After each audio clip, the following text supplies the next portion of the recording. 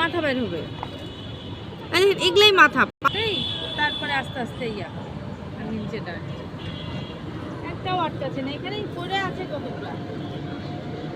যে চাই লিব কয়টা যে ইয়া করো ইয়া আনবো।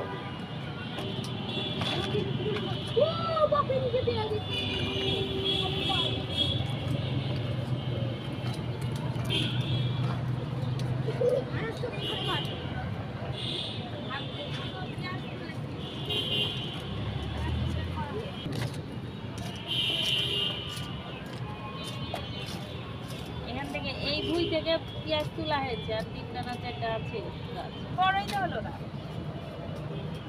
মায়েরা বলে ঈদে ফেব্রুয়ারির পরে খাই। এই জমি থেকে পেঁয়াজ তুলো, নিয়ে যাও বাড়িতে পেঁয়াজ তুলো। এই জমিটা ফাঁকা দিল।